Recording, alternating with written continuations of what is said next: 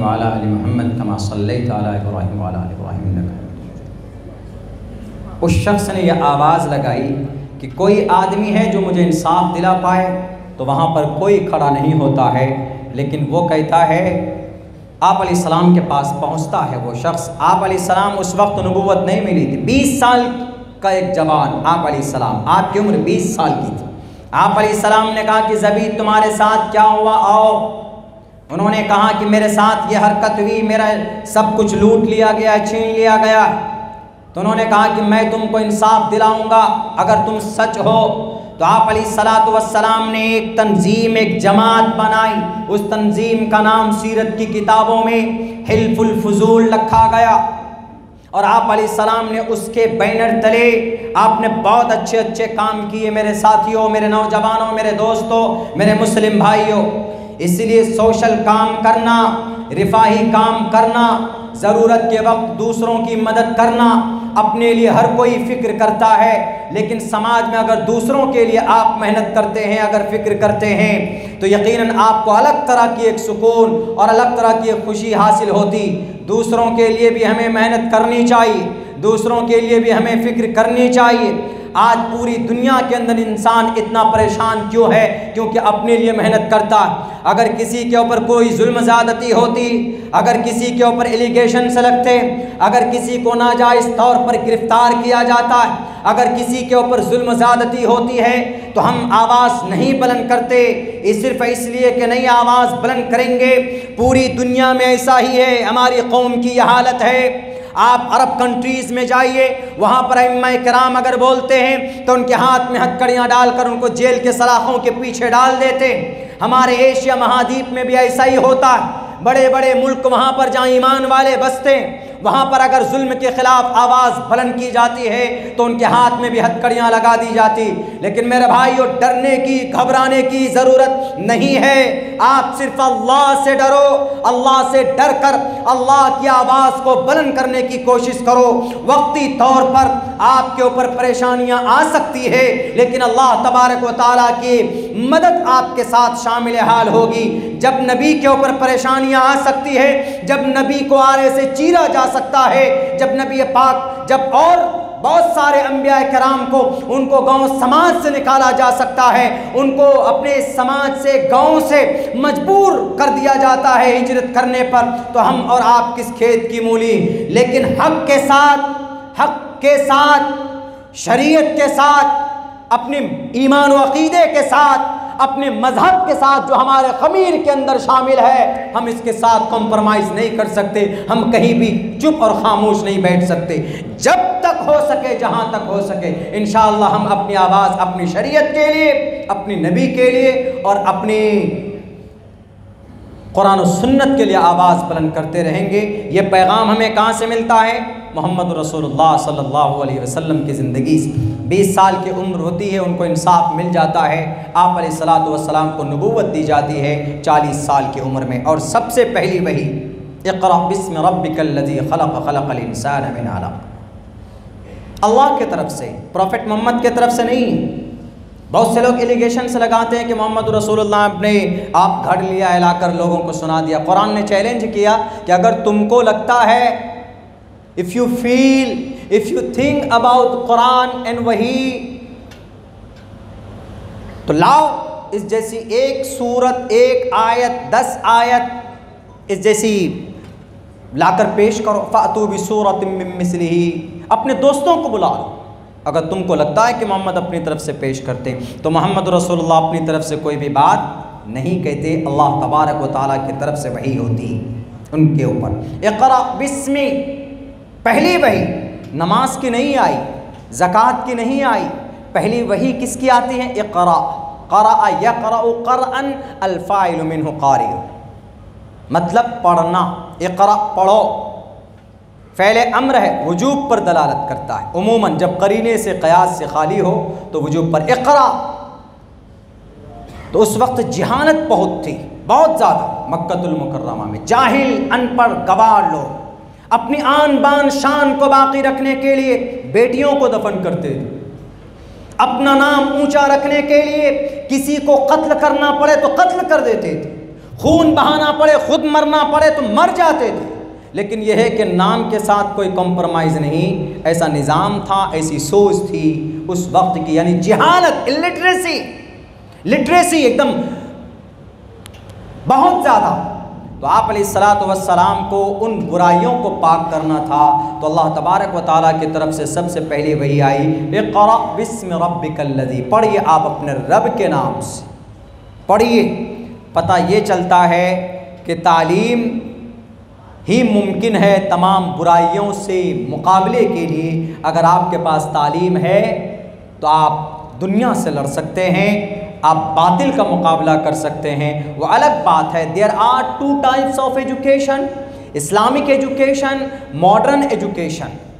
Islamic education and modern education what is different, क्या फ़र्क है इन दोनों में, मैं आपके सामने उसका एक्सप्लेन करूँगा।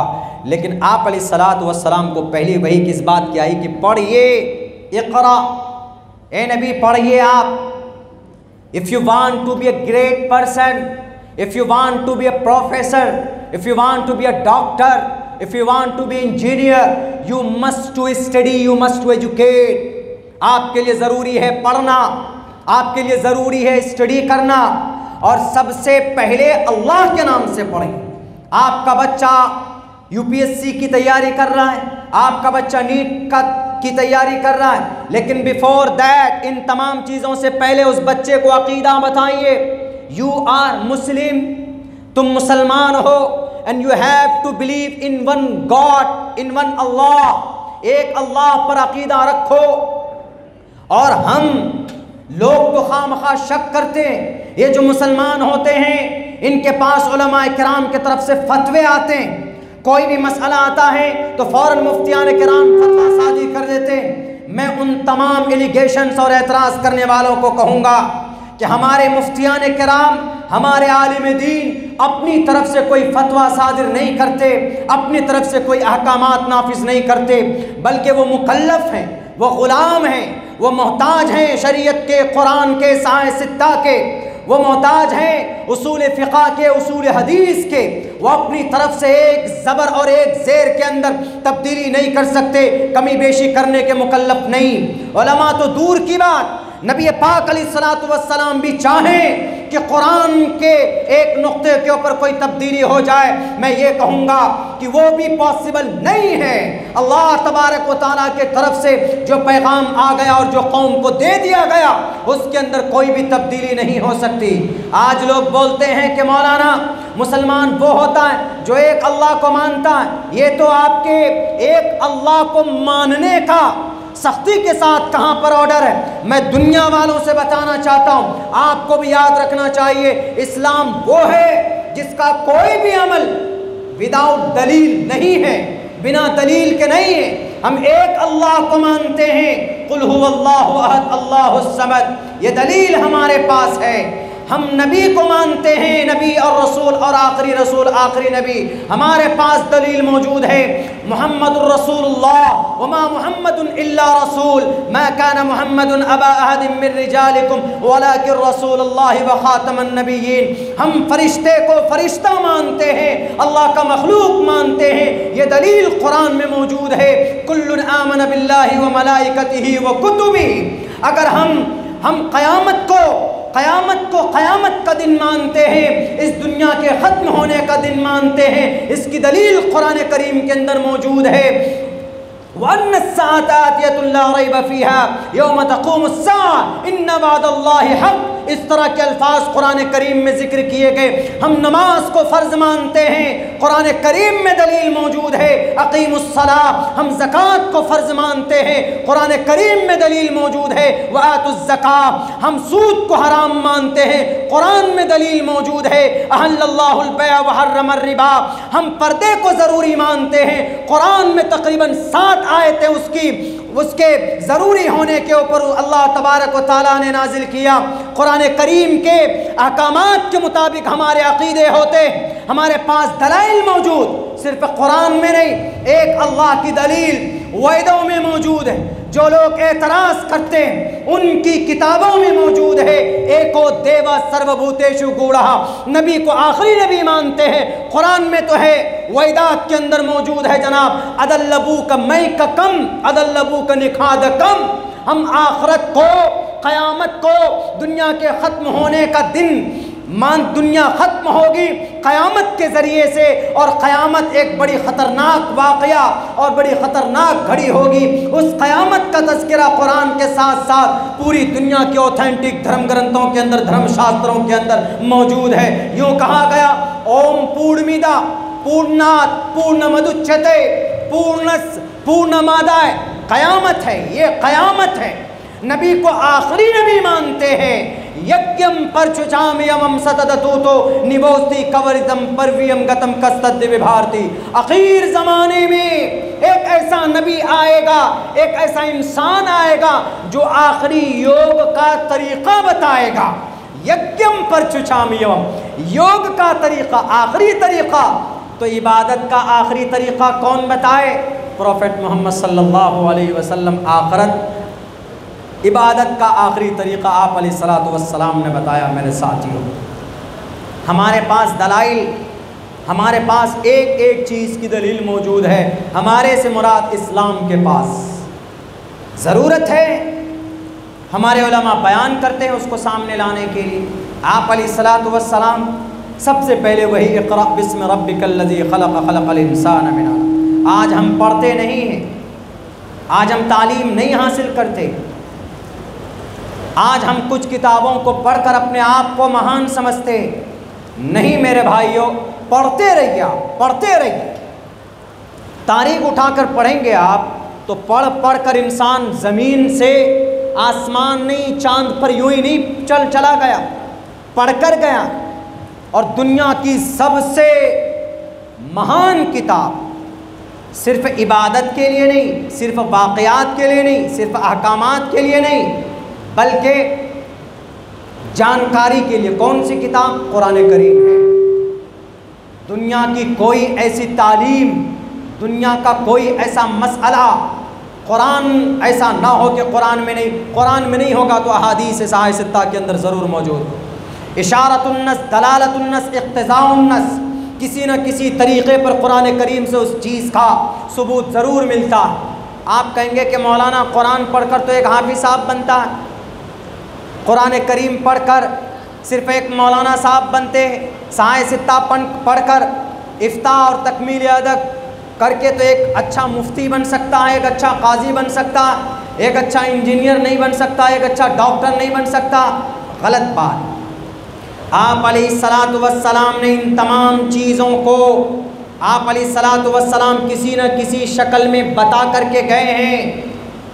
मुहम्मदुर रसूलुल्लाह सल्लल्लाहु अलैहि वसल्लम दुनिया के अंदर, और हम जब कुरान पढ़ेंगे तो हमें पता चलेगा कि अल्लाह ने कुरान को सिर्फ़ इबादत के लिए, सिर्फ़ नमाज के लिए, सिर्फ़ पर्दे के लिए, सिर्फ़ ज़कात के लिए, सिर्फ़ हज के लिए, या सिर्फ़ बरकत के लिए, या सिर्फ़ तावीज़ बनाने के लिए, शिफा की किताब समझ कर पढ़ने के लिए नहीं अल्लाह ने भेजा।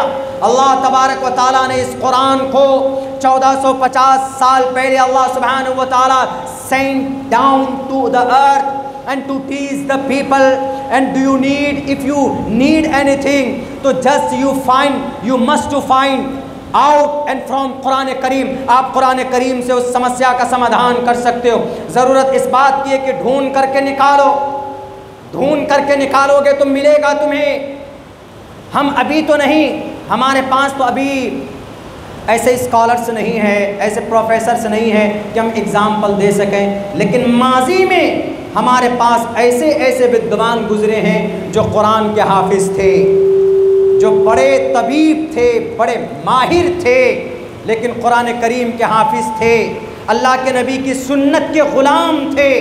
उन्होंने नबी के दामन को पकड़ा तो दुनिया के अंदर कामयाबी हासिल की। मैं भी वो गिनाऊंगा, आप लोगों के सामने वो बातें रखूंगा कि आज हम लोगों ने पढ़ना छोड़ दिया, अपने बच्चों को तालीम अच्छे ढंग में नहीं दे पाते।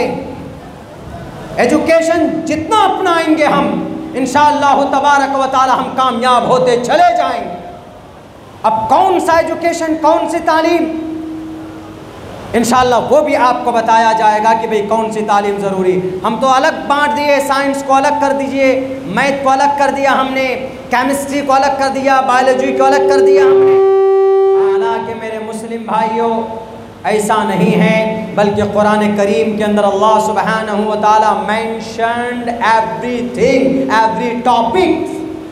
प्रॉफेट मोहम्मद सल्लल्लाहु अलैहि वसल्लम एक्सप्लेन, आप अलैहिस्सलाम ने उनका चर्चा और तज़किरा किया। ज़रूरत इस बात की है कि उसको खोल खोल कर देखा जाए। हम नहीं बोलते हैं, हम मुसलमान ईमान वाले खामोश रहते हैं तो तरह तरह के तनाज़ात लग जाते। अभी एक प्रोग्राम था उत्तर प्रदेश और बिहार के बॉर्डर चंपारण में, ये कल परसों की बात, वहाँ का प्रोग्राम करके मैं चला। 70% हमारे यादव भाई थे वहाँ पर मेरे पास पर्ची आई कि मौलाना हमारे यादव भाई के जहन में कुछ ये गलत फहमी है कि आपके मोहम्मद सल्लल्लाहु अलैहि वसल्लम बहुत बड़े जालिम थे। क्यों जालिम थे?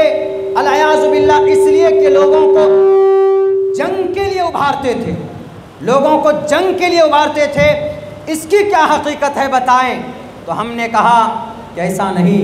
उन्होंने दलील में लिखी थी एक आयत, या अय्युहन नबिय्यु हर्रिज़िल मुमिनीना अलल क़िताल, कि देखिए आपके नबी को अल्लाह कह रहे हैं कि ए नबी, या अय्युहन नबिय्यु, ए नबी, हर्रिज़िल मुमिनीना अलल क़िताल, मुसलमानों को, ईमान वालों को लोगों के कत्ल के ऊपर उभारिए, उनको तैयार कीजिए कि लोगों को कत्ल करें, लोगों को मारे पीटें। लोगों में कौन मुराद हैं?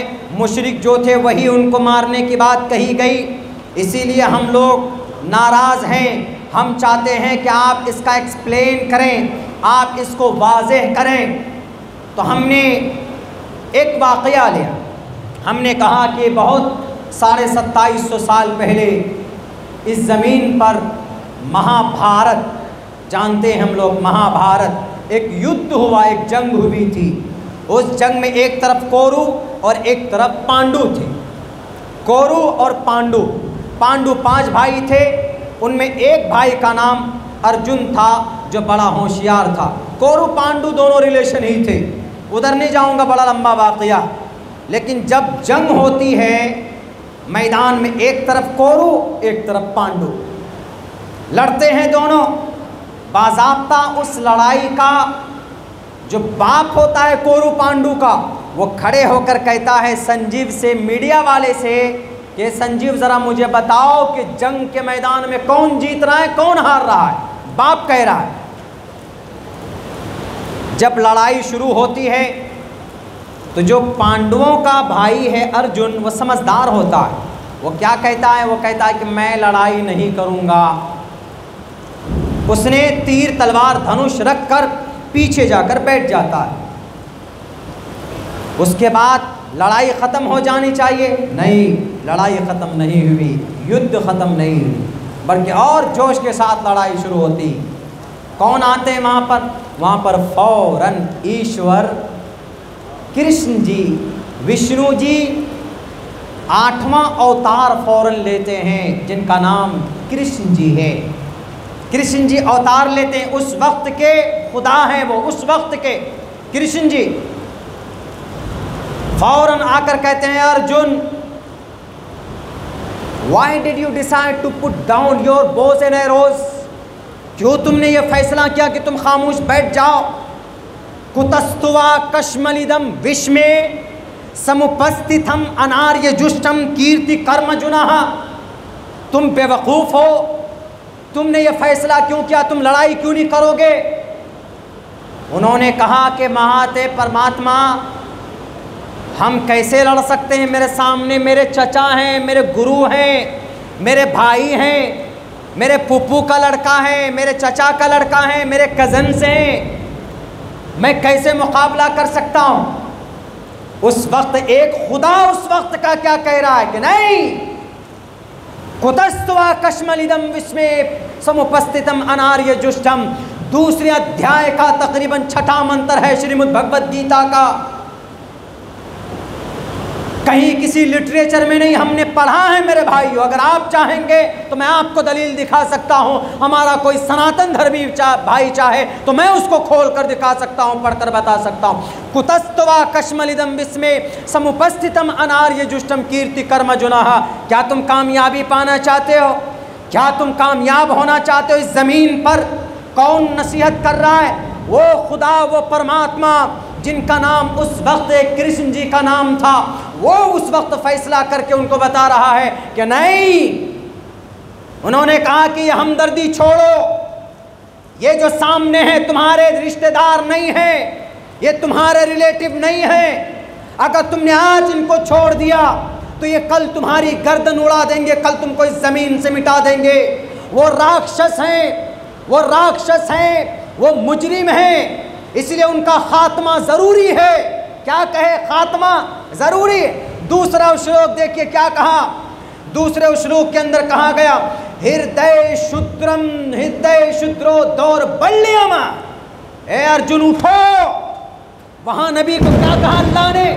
या अय्युहन नबिय्यु हर्रिज़िल मुमिनीन। ए नबी, या अय्युहन नबिय्यु हर्रिज़िल मुमिनीन अलल क़िताल। मुमिनीन को क़िताल के ऊपर उठाइए। लेकिन किन लोगों के क़िताल? जो बदअहदी करते हैं, जो कानून को तोड़ते हैं, जो समाज के ख़िलाफ़ जो चापलूसी करते हैं, जो जासूसी करते हैं, नफ़रत फैलाते हैं, जो मुआहदे को तोड़ा जिन्होंने, उनके ख़िलाफ़ ये आवाज़ थी, उनके ख़िलाफ़ ये कानून था, उनके ख़िलाफ़ ये आयत नाजिल की गई थी। वहाँ पर श्री अर्जुन को कहा जा रहा है कृष्ण के ज़रिए कि शिद्रो हृदय दौर्बल्यमः, उठो तलवार लेकर और इन राक्षसों का विनाश करो। हमने कहा कि श्रीमद् भगवत गीता में श्री कृष्ण जी ने अर्जुन को कहा कि क़िताल करो, लड़ो, इसलिए कि राक्षस हैं। वहाँ पर अर्जुन जी को कहा जा रहा है, यहाँ पर अल्लाह के नबी को अल्लाह तबारक व तआला ने कहा, तो कौन से गुनाह की बात है? तब वहाँ के गुरुजी बोले कि हाँ, अब हमारे बात समझ में आई। हमने कहा कि गुरुजी, कभी कभी तलवार उठाना ज़रूरी है।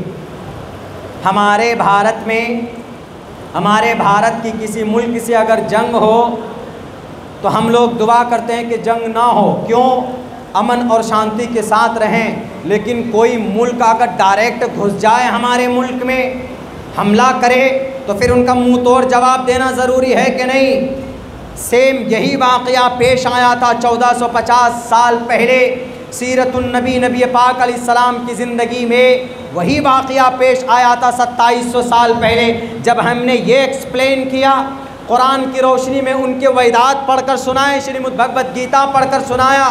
तो मेरे भाइयों, मुझे कभी उम्मीद है कि 70% हमारे यादव बिरादरी के जो भाई थे उस गांव में, उनके दिमाग से ये गलतफहमी दूर हुई होगी कि यकीनन ये एक साजिश है मोहम्मदुर रसूलुल्लाह को बदनाम करने की। ये एक स्कीम है, एक प्लानिंग है मोहम्मदुर रसूलुल्लाह को बदनाम करने की। वरना मोहम्मदुर रसूलुल्लाह की बेटी को हिजरत के वक्त मारा गया, हज़रत ज़ैनब रज़ी अल्लाह ताला अन्हा के पेट में तीर मारा गया। उस वक्त वह हामिला थी। पूरी दुनिया से पूछो ना कि किसी के सामने घर में उसकी 2 जवान बेटी को मुतल्लका तलाक दे दे और घर के अंदर पड़ी हुई हो मुतल्लका बेटी, तो दिल पर बाप के क्या गुजरती है। अल्लाह के नबी अलैहिस्सलाम की 2 जवान बेटी जो शादीशुदा थी, 2 बेटियों को तलाक दी गई, नज़रों के सामने बेटियां आई। आप अलैहिस्सलाम को कितनी तकलीफ़ हुई होगी। आप अलैहिस्सलाम की बेटी ज़ैनब रज़ी अल्लाह ताला अन्हा, सबसे बड़ी बेटी, एक काफिर ने, एक मुशरिक ने तीर मारा था और वो तीर के ज़ख्म से हमल भी ज़ाय हो गई थी और फिर वो शहीद भी हो गई। अल्लाह के नबी अलैहिस्सलाम ने तब भी बर्दाश्त किया था। आप अलैहिस्सलातु वस्सलाम ने 13 साल तक वो जुल्म और वो सितम को बर्दाश्त किया है कि क़यामत तक कोई माँ ऐसी नहीं जो ऐसा बच्चा जने जो इस तरह की मिसाल को कायम करके दिखा सके। सिर्फ ऐसी कोई शख्सियत है, अगर ऐसी कोई ज़ात है तो नबी पाक अलैहिस्सलातु वस्सलाम की ज़ात है। आपके चचा के जिस्म के टुकड़े किए गए, तब भी आपने अपनी जानी दुश्मन को माफ़ कर दिया। आप अलैहिस्सलाम के पास ताकत थी।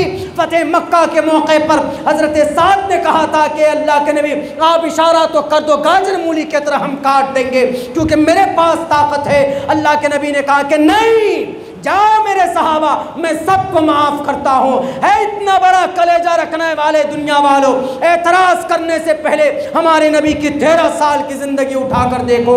उन्होंने अपने जानी दुश्मन को अपने सीने से लगाकर कलीमा इस्लाम को पढ़ाया, ला इलाहा इल्लल्लाह मुहम्मदुर रसूलुल्लाह। यूं ही नहीं तो आप अलैहिस्सलातु वस्सलाम की बहुत सारी तारीख़ी हक़ाइक़ और सीर की किताबों में मौजूद है, जिनको मेंशन करना आज बहुत ज़रूरी। मेरे भाइयों, अगर हम कामयाब होना चाहते हैं तो हमारे लिए ज़रूरी है, किसी और की बात छोड़िए, हम पहले मुखातब हैं, because we are all Muslim. हम यहाँ पर सब के सब अल्हम्दुलिल्लाह वी बिलीव, हम अल्लाह पर यकीन एतक़ाद रखते हैं, कुरान को मानते हैं। बहुत से लोग बोलते हैं कि मौलाना what is need to be radicalisation, क्या ज़रूरी है एक बुनियाद परस्त होने की, क्या ज़रूरी है आपको अपने धर्म की इतनी सख्ती से बात करने की। आप वो तो 1400 साल पहले की बात थी, इसीलिए अब छोड़िए, तरक्की कीजिए, इस ज़माने में मॉडर्न एजुकेशन को अपनाइए, आगे बढ़िए, छोड़िए ये मदरसा, ताले लगाइए मदरसे पे, मदरसे को बंद कर दीजिए, तालीमी इदारों को बंद कर दीजिए। आपके मदरसे में जो उलमा पढ़ाते हैं उनको कहिए कि बाहर आएँ, कुरान को छोड़ दें, कुरान ताकों पर रख दीजिए, जब ज़रूरत पड़े तो पढ़ लिया कीजिएगा। लेकिन आइए IPS बनिए, IAS बनिए, MBBS बनिए, MD बनिए, जज बनिए, लॉयर बनिए। आइए दुनिया में बाहर निकल कर बेटियों को भी बाहर निकालिए। क्या खामखा आप कहते हैं कि कुरान में ऑर्डर है पर्दे का, कुरान में ऑर्डर है पर्दे का। कुछ लोग इस तरह की बातें उठाते। अब मैं कहता हूँ कि ये इस दुनिया का वजूद ही, इस दुनिया की जो बका है, उसकी बका ही मुनहसिर है ईमान वाले पर। जब तक दीन है, जब तक ईमान है, तो अल्लाह इस निज़ाम को चलाते रहेंगे दुनिया को। जब दीन ख़त्म, ईमान ख़त्म, कुरान ख़त्म, तो दुनिया ख़त्म, साफ लफ्ज़ों में। और फिर रही ये बात कि आपको ऐसा लगता है अल्लाह के नबी चले गए, हमारे जो उलमा हैं वो अल्लाह के नबी के वारिस हैं, दो टोक लफ्ज़ों में वारिस हैं। हज़रत अनस रज़ी अल्लाह ताला अन्हु ने पूछा कि अल्लाह के नबी, when you will die, जब आप चले जाएंगे इस दुनिया से, आपका काम कौन संभालेंगे? तालीम का, पढ़ाने का, लोगों को बताने का, समझाने का। तो आप अलैहिस्सलातु वस्सलाम ने कहा घबराने की बात नहीं है, हमारे नाइबीन मौजूद हैं, हमारे वारिस मौजूद हैं। तब आप अलैहिस्सलाम ने कहा इन्नल उलमाआ वरसतुल अंबिया, हमारे अंबिया के वारिस हमारे उलमा हैं, हमारे ये उलमा ये संभालेंगे काम को। गोया ज़मीन पर अंबिया के वारिस हमारे उलमा किराम, जो पैगाम, जो वही, जो शरीयत 1450 साल पहले नाजिल हुई थी, उसी को ऐन बिल्कुल सेम उसी को आगे बढ़ाते हैं, ये लोगों को बताते हैं, बच्चों को बताते हैं, और कोई दूसरा मकसद नहीं होता। और जो लोग ये बोलते हैं कि मौलाना आज के मॉडर्न ज़माने में क्या ज़रूरत है, आपको नमाज की बात करते हैं, मस्जिद की बात करते हैं, अल्लाह को राज़ी करने की बात करते हैं, ज़कात की बात करते हैं, हज की बात करते हैं, तो सुनो दुनिया वालों, मज़हब जन्नत हासिल करने के लिए, कामयाब होने के लिए, मरने के बाद इस दुनिया से मरना तो सब कहे, सबको मरना है। दुनिया की कोई भी जमात हो, तंजीम हो, या कोई भी किसी भी मज़हब के आदमी हो, उनसे भी पूछिए, वो भी आपको कहेगा कि मौत बरहक है, कुल्लु नफ्सिन ज़ाइक़तुल मौत, ऑल मस्ट टू डाई, सबको मरना है। मरने के बाद हम कामयाब होना चाहते हैं तो उस कामयाबी का दारो मदार कुरान पर, मज़हब पर और शरीयत पर है। हम इसीलिए अमल करते हैं, अल्लाह का फरमान, अल्लाह को राज़ी रखने के लिए हम कुरान पर अमल करते हैं, शरीयत पर अमल करते हैं, पर्दे को हम नाफिज करते हैं, ज़कात देते हैं, रोज़ा रखते हैं, हज करते हैं। अपनी तरफ से हम कुछ नहीं करते, हमारे नबी बता करके गए, उसी का एक्सप्लेन हमारे उलमा करते। अगर कोई पूछे ठीक है अपने रब को राज़ी कर लो, डॉक्टर की ज़रूरत पड़े तो क्या करेंगे, फिर कहाँ जाएंगे? हम कहेंगे कि हमारे कुरान ने डॉक्टर भी पैदा किए, हमारी शरीयत के अंदर इंजीनियर भी पैदा हुए। अगर किसी को लगता है कि आज के इन मदरसों में सिर्फ़ कुरान की तालीम होती है, मदरसे से पढ़कर सिर्फ़ उलमा हुफ़ाज़ निकलते हैं, तालीम देना अपने मज़हब का, अपने अल्लाह का ये टाइम ज़ाय कर रहे हैं, तो श्रीमद् भगवद गीता एकदम नया श्लोक, एकदम बिल्कुल अभी 1, 2, 3, 4 दिन पहले श्रीमद् भगवद गीता 7वें अध्याय का 18वां 19वां मंत्र में क्या कहा? वहाँ अल्लाह ने कहा था कुरान में, इक़रा बिस्मि रब्बिकल लज़ी खलक़, पढ़ो अपने रब के नाम से, और मोहम्मद आपको आखिरी नबी बनाकर दुनिया में भेज रहा हूँ। अल-यौम अकमलतु लकुम दीनकुम व अतममतु अलैकुम निअमती। पता चला, और कुरान ये भी कहता कुल हल यस्तविल लज़ीन यालमून वल लज़ीन ला यालमून, पढ़ा लिखा आदमी और बेपढ़ा लिखा आदमी बराबर नहीं हो सकते। इससे पता चलता तालीम हासिल करना ये बड़ा अच्छा काम है। इसी को श्रीमद् भगवद गीता ने कहा, संस्कृत ज़ुबान में यूँ कहा, बहुनाम जन्मना मनते, बहुनाम जन्मना मनते, कई जन्मों के बाद, बहुनाम जन्मना मनते ज्ञानवान माम प्रपद्यते वासुदेवः, कई जन्मों के बाद एक महान इंसान पैदा होगा और उसको ज्ञान होगा, ज्ञानी होगा वो। अगर उसको ज्ञान है तो वो ज्ञान उसका अपना नहीं है, बल्कि वासुदेवः, वो मेरा ज्ञान है। यानी मैंने जो ज्ञान उनको दिया है, मैंने जो वही उनको की है, वही ज्ञान उनके पास है। बहुनाम जन्मना मनते ज्ञानवान माम प्रपद्यते वासुदेवः सर्वविति समहात्मा सुदुर्लभः। और जिसको ईश्वर ज्ञान देता है वो बड़ा खुशनसीब होता है। इससे ये पता चला कि ज़मीन के ऊपर अगर कोई पाठशालाएँ बनाता है, ज़मीन पर अगर कोई ईश्वर का ज्ञान देता है, ज़मीन पर अगर कोई ईश्वर का ज्ञान हासिल करता है, अल्लाह की तालीम को आम करता है, अल्लाह के कुरान के फरमान को आम करता है, तो वह इंसान समहात्मा सुदुर्लभः, वो इंसान महाआत्मा है और वो भाग्यशाली है। यही नहीं, एक दूसरे श्लोक के अंदर ये बात कही गई, जो लोग एतराज़ करते हैं कि नहीं मदरसों में तालीम नहीं होनी चाहिए कुरान की, जो लोग कहते हैं कि सुन्नत की तालीम नहीं होनी चाहिए, उनकी किताब के अंदर लिखी हुई है ये बात, उन मीडिया वालों की धर्मशास्त्र में लिखी हुई है ये बात, जिसमें लिखा गया उदारा सर्व एवैते, उदारा सर्व एवैते। अल्लाह की ज़ात पर मैं भरोसा करके बोल रहा हूँ मेरे भाइयों, मैंने कोई रटा नहीं है, मैं तालिब इल्म हूँ संस्कृत ज़ुबान का भी।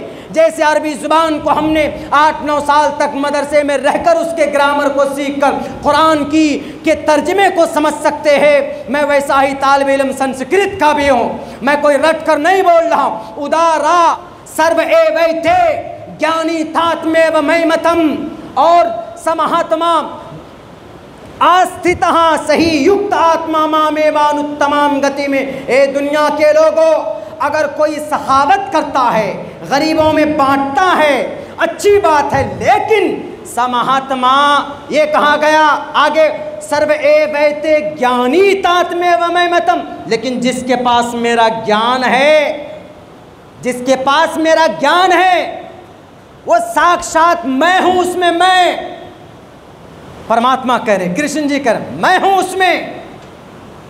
हमारे मदरसों में अगर कुरान की तालीम होती है, उलमा मकतब में अगर पढ़ाते हैं, उलमा मदरसे में अगर पढ़ाते हैं, वो अल्लाह की तालीम बच्चों को देते हैं, कोई और तालीम नहीं देते। ना क्लासिंग तोप बनाने की तालीम देते, ना डीएक्स तैयारी कराने की कोई तालीम देते, बल्कि सिर्फ एक तालीम देते हैं कि अल्लाह ने क्या कहा, क़ाल अल्लाह क़ाल रसूल की तालीम होती, कोई दूसरी तालीम नहीं होती। और ये तालीम देना पुण्य का काम है, ये कुरान नहीं कह रहा है, आपका शास्त्र बोलता है। मेरे मीडिया वाले भाइयों, चले जाते बड़ी आसानी के साथ, कहाँ किसी मदरसे में जाकर बच्चे को कहते, वो नूरानी कायदा जो पढ़ता है बच्चा, उस बच्चे को कहते, बेटा ज़रा बताओ कि भारत का संविधान कब लागू हुआ था। अब बच्चा नूरानी कायदा पढ़ता है, वो बच्चा कैसे कहेगा कि भारत का संविधान कब लागू हुआ था। और हमारे कुछ बहुत ही मासूम उलमाए किराम होते हैं बेचारे, इन सब चीज़ों से कोई वास्ता नहीं होता, वो अपने तालीम व ताल्लुम में लगे रहते हैं। वो माइक और कैमरा देखकर डर जाते हैं और फ़ौरन कुछ से कुछ बकने लगते हैं। बल्कि नहीं, उसी वक्त आप उनसे भी सवाल कीजिए कि तुमने मेरे मदरसे में मुझसे मेरी परमिशन के बग़ैर तुम आए हो, तुमने बड़ी गुस्ताखी की, बड़ी गलती की, गुस्ताखी की। तो वो मीडिया वाला कहता है कि आपके बच्चे ने सवाल का जवाब नहीं दिया, आपने अंग्रेज़ी ज़ुबान क्यों नहीं दाखिल की, अपने बच्चों को क्यों नहीं पढ़ाया। वो मीडिया वाला कहता है कि आपने बड़ी गुस्ताखी की। होना ये चाहिए कि मीडिया वाले से पूछो कि गुस्ताखी गाब से है कि गैन से है, वहाँ पर सवाल कीजिए आप उनसे, गाब से है कि गैन से है गुस्ताखी, उनके भी पसीने पसीने छूटेंगे। इनको मालूम असल में नहीं है कि अगर मदरसे में तालीम होती है तो उसका मकसद हमारा क्या है। मजलिसुल उलमा वल अइम्मा, अइम्मा को पैदा करना, हुफ़्फ़ाज़ पैदा करना, क़ुर्रा पैदा करना। हमारा अक़ीदा है कि हम कुरान की एक आयत को पढ़ते हैं तो अल्लाह तबारक व तआला हमें नेकियां अता फरमाता है। क्या मदरसे में पढ़कर हम प्रोफेसर नहीं बन सकते? क्या मदरसे में पढ़कर हम डॉक्टर नहीं बन सकते? क्या मदरसे में पढ़कर हम केमिस्ट नहीं बन सकते? क्या मदरसे में पढ़कर हम बायोलॉजिस्ट नहीं बन सकते? क्या मदरसे में पढ़कर जनाब हम क्या नहीं बन सकते? बताइए, हम सब कुछ बन चुके हैं।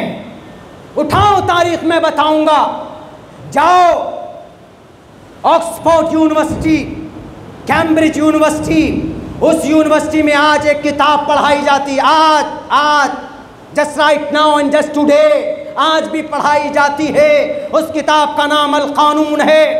और अल कानून में लिखा क्या है? अल कानून practice and theory of medicine. दवाई के ऊपर थ्योरी भी है, प्रैक्टिस भी बताया गया।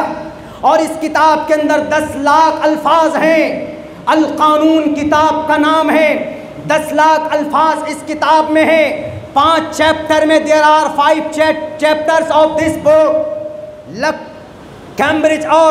कैम्ब्रिज यूनिवर्सिटी और लंदन के ऑक्सफोर्ड यूनिवर्सिटी, 10 लाख अल्फाज वाले अल कानून किताब। लिखने वाला कौन? आप कहेंगे कि कोई बहुत बड़ा रिटायर प्रोफेसर होगा। नहीं मेरे भाइयों, लिखने वाला इस किताब का एक गरीब घर का बच्चा 10 साल की उम्र में मदरसा पढ़ने गया था।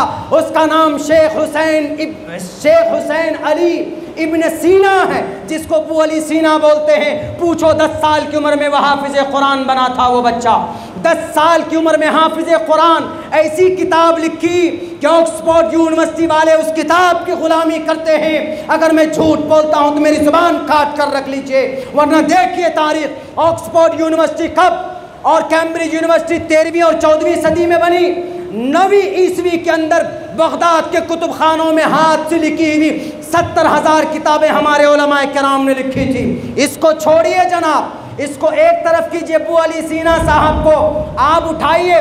स्टीफन ब्रैडली की एक किताब इल्म ऑप्टिक्स, इल्म बसरियात, जब तक उस किताब को कोई नहीं पढ़ लेगा वह इंसान आँखों का आई सर्जन नहीं बन सकता, आँखों का डॉक्टर नहीं बन सकता। उस किताब को लिखने वाला कौन? इब्न हैसम। आज भी ये किताब ऑक्सफोर्ड में ज़ेर निसाब है। इसको छोड़िए, एक तरफ कीजिए। दुनिया के अंदर इलाज की जाती थी दवाई से, लेकिन एक महान इंसान पैदा हुआ, उसने कहा कि सिर्फ दवाई से इलाज नहीं होगी बल्कि ऑपरेशन के ज़रिए से भी इलाज होना चाहिए। तो किसी ने कहा कि कैसे होगा, ऑपरेशन कैसे करेंगे? चाकू से। कहा कि नहीं, मैं तहकीक करता हूँ। उनका नाम आज भी यूरोप में अबुल कैस अल्बुकसीस नाम है। उस शख्स का नाम अबुल कासिम अज़्ज़हरावी है, जो एक आलिम दीन थे, जो एक हाफिज़ कुरान थे।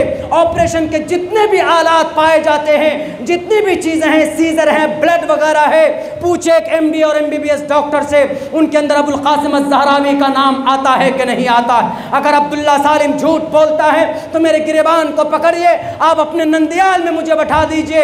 इंशाअल्लाह मुझे अल्लाह की ज़ात पर भरोसा है, मैं हक बात बोल रहा हूँ, पूरी दयानतदारी के साथ बोल रहा हूँ, कोई झुटला नहीं सकता। मेरे भाइयों, आज हम लोग ऑर्गेनिक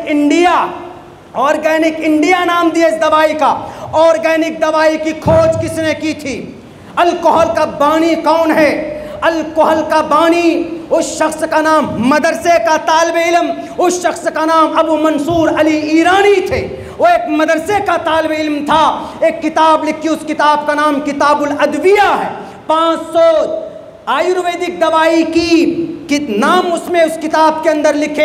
यह किताब आज भी यूरोप के अंदर पाई जाती है, किसी यूनिवर्सिटी में तो नहीं है, लेकिन आज भी यूरोप के लोग इसको पसंद करते हैं। उन्हीं की दवाई का नाम आज ऑर्गेनिक इंडिया, इनऑर्गेनिक इंडिया नाम दे दिया गया है। इसको तहकीक करने वाला, ज़मीन पर लाने वाले का नाम क्या? अबू मंसूर अली ईरानी। इससे एक कदम और आगे बढ़िए, वहां पर मिलेंगे अबू बकर मोहम्मद बिन ज़करिया अर-राज़ी। कौन है दुनिया वालों?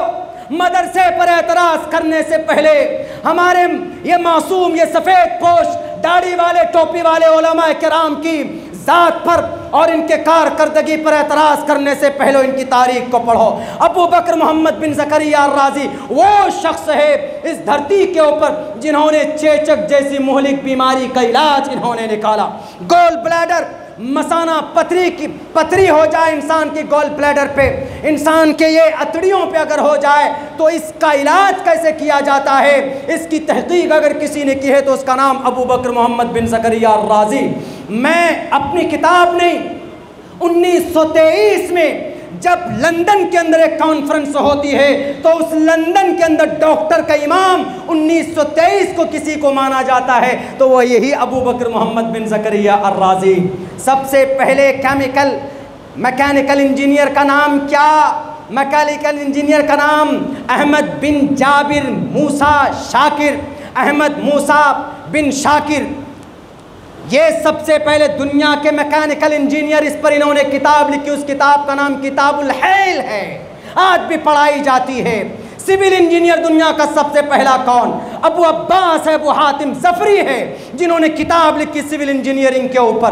दुनिया की सारी पुरानी ज़ुबान को ट्रांसलेट करने वाले अमीर मुआविया रज़ी अल्लाह ताला अन्हु के पोते खालिद बिन यजीद रहमतुल्लाहि अलैह, वो थे खालिद बिन यजीद जिनके बेटे ने, अमीर मुआविया के पोते ने, उन्होंने 5 किताब लिखी, किताबुल हरारत और किताबुस सुग़रा।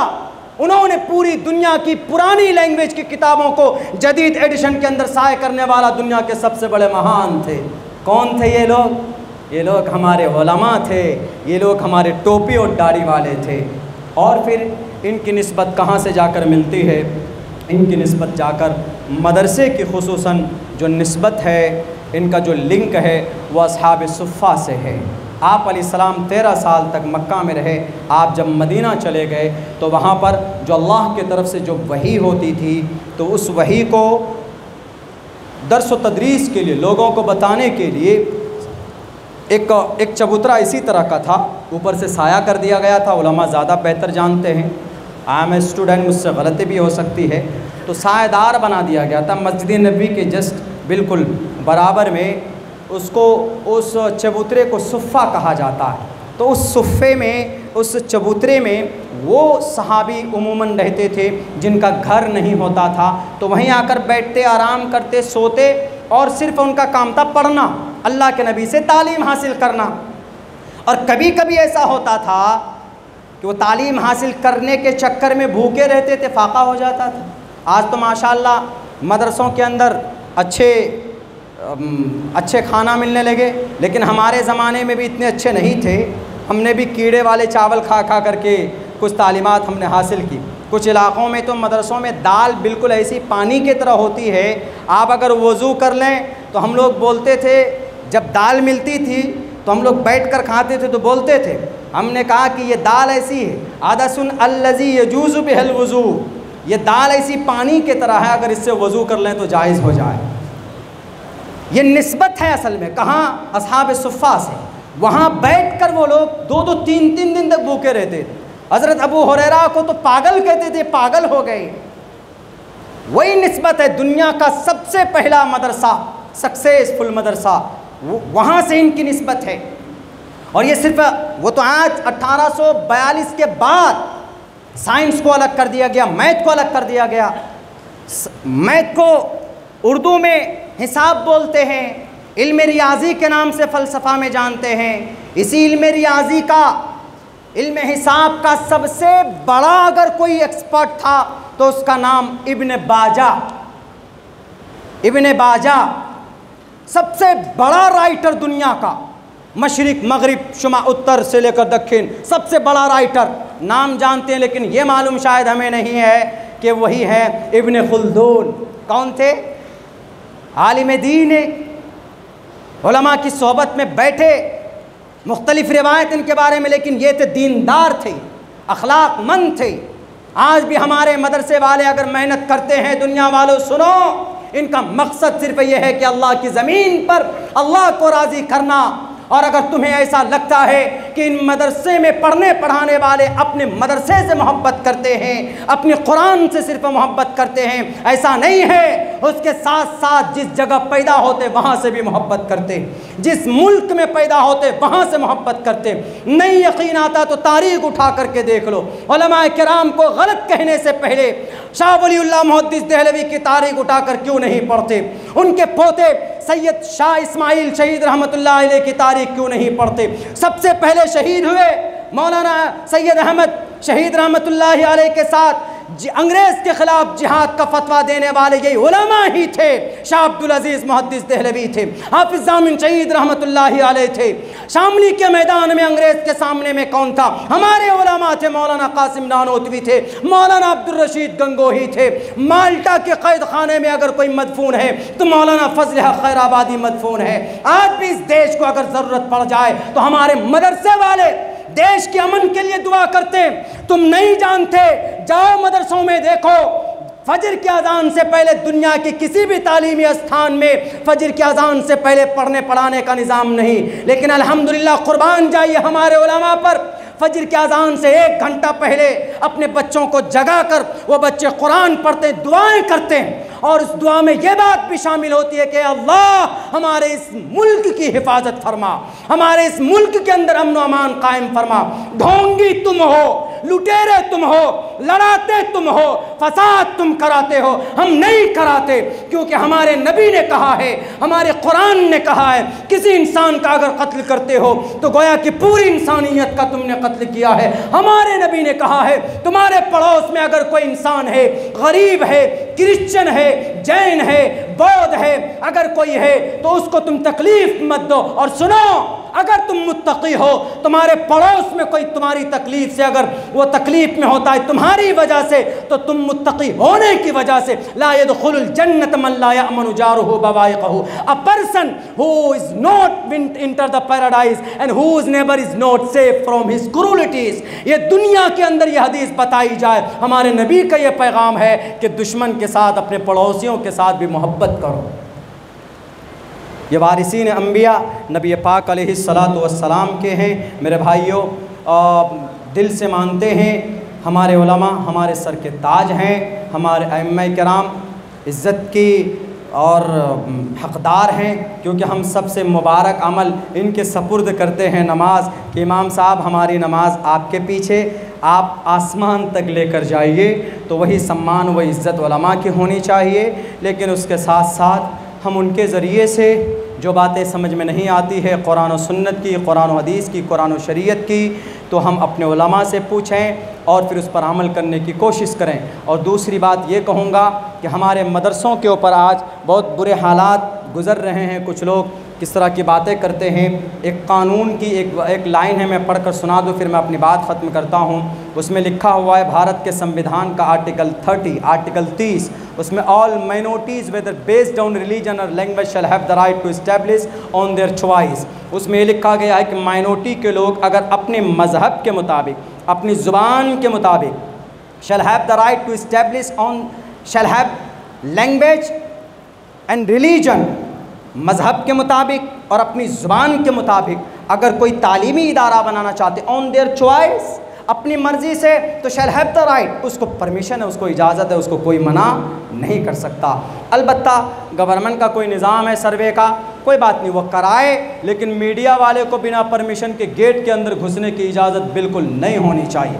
गवर्नमेंट को अगर शक होता है, कीजिए भाई, बहुत हो रहा हमारे बिहार में, उत्तर प्रदेश में और आसाम में तो खुद मदरसों में ताले लग गए।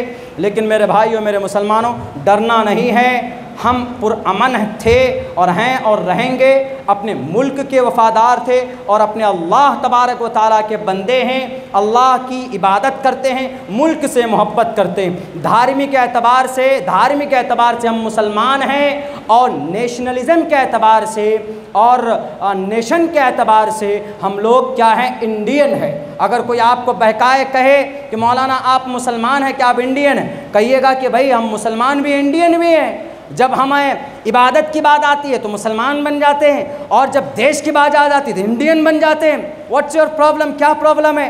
दोनों आँख जैसे देख ज़रूरी है हमारे लिए, वैसे दोनों चीज़ हमारे लिए ज़रूरी है, इंडियन भी होना और एक मुसलमान भी होना।